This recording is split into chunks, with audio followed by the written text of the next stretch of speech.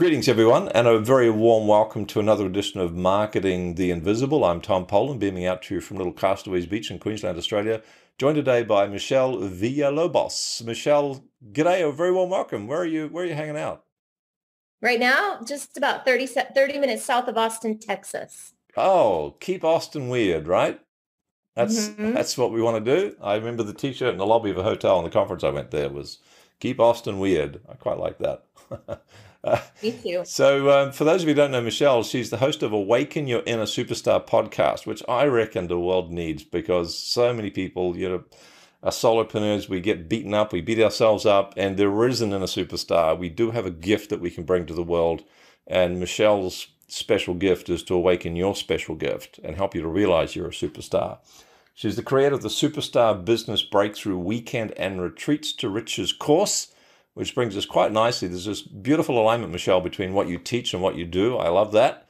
The title is, to demonstrate that alignment, How to Grow Your Business with Retreats, Seminars, and Webinar Groups, Mastermind Groups, I should say. Webinars on my brain. So, Michelle, our 7 minutes is going to start now. Please let us know, who is your ideal client? I work with thought leaders and industry leaders. So in specific industries, niche industries, people who are looking to evolve and lead the evolution of their industry. So working with people who want to lead others, essentially. So consultants, speakers, authors, people like that are my ideal clients and my favorite people to hang out with also. Fantastic. Thank you for that. Question number 2, tell us about the problem you solve. 6.5 minutes left. Really, it comes down to an alignment.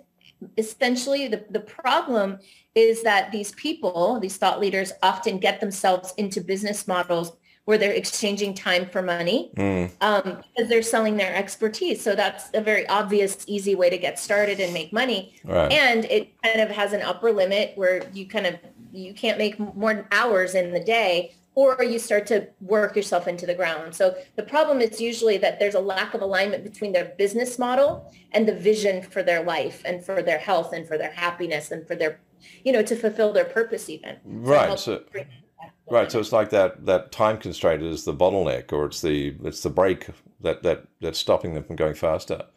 Thank you for that. Question 3, 5.5 minutes left. One of the symptoms you've just described is people are running out of time, but they're nowhere near fulfilling their potential, and their gift to the world is constrained by their calendar. What would you say are some of the other typical symptoms that people are experiencing with this problem that you help them with? Well, when there's lack of alignment, there's a lack of joy.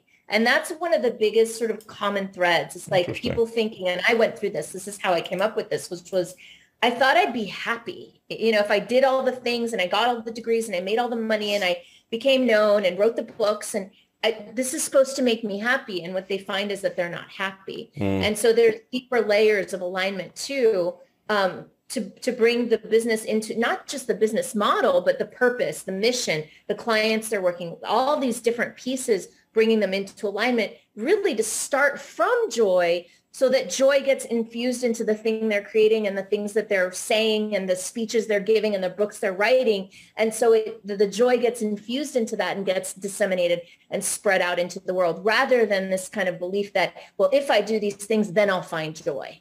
Right. Right. So approaching it from joy being the source of that's very interesting.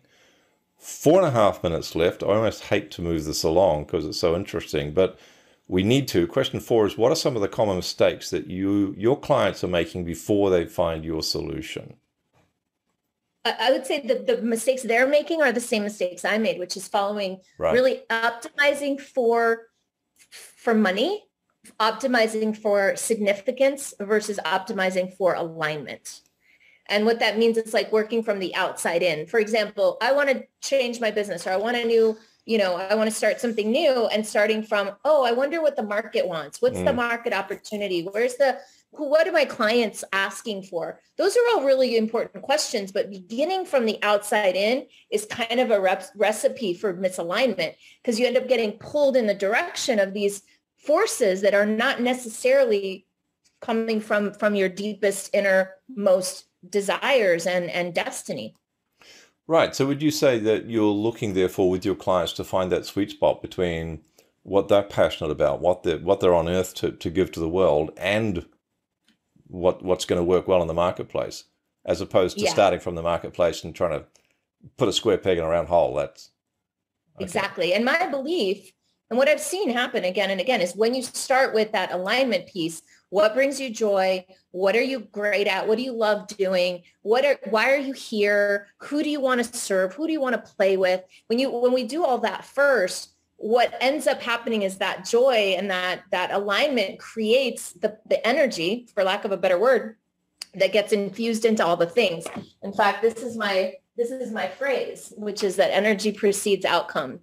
Right. And when we start from the energy of joy, excitement, contribution, generosity, abundance, all of that, and we cultivate that energetic, what we create, it just works better. Like people are attracted to it. People do want it. Even if they didn't know why they wanted it or they didn't think they wanted it before, they're like, I want some of that energy. They're drawn to it. Would you say your work is quite intuitive? Yeah, I would. And I think that 8 years ago, I probably wouldn't have said that. Right. But yes. But you've learned to trust yourself, and yeah, interesting. Thank you for that. 2 minutes left. Question number 5, what's one valuable free action that like a top tip that you could leave folks with? Well, one of my favorite things, it's not exactly what we've been talking about, but it's sell it first, figure it out later. I find that so many people get caught up with trying to have an idea and then they go create the thing and they put it all together. Right. They spend all this money on it. And then they go out once they're bored of it at this point and try to go sell it. Right. I say, get the idea, create it, create all the marketing materials for it, and then go out and sell it with a date attached to it. And then put that deadline so that you create it, deliver to the people who already bought it. Yeah, I suspect people do that because it feels a lot safer to tinker away in the back room but actually take it to the market. So that's a great top tip. Thank you. 75 seconds left. One valuable free resource. We got a website we could direct people to. They can find out more about your work. Yeah. So one of the things that I do a lot with my clients is help them with the business model.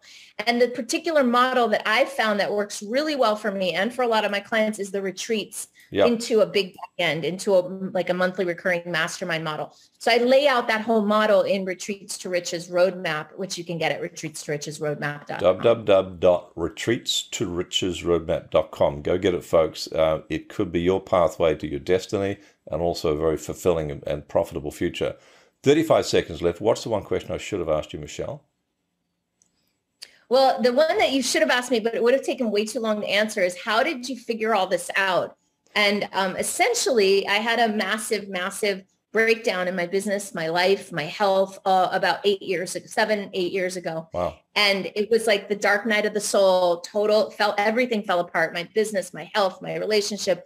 And it was a spiritual awakening that is what put me on this path. And I think that's probably a story I could tell another day. Perfect. Michelle, thank you so much for your time and your wisdom and insights. Thanks for checking out our Marketing the Invisible podcast. If you like what we're doing here, please head over to iTunes to subscribe, rate us, and leave us a review. It's very much appreciated. And if you want to generate 5 fresh leads in just 5 hours, then check out www.5hourchallenge.com.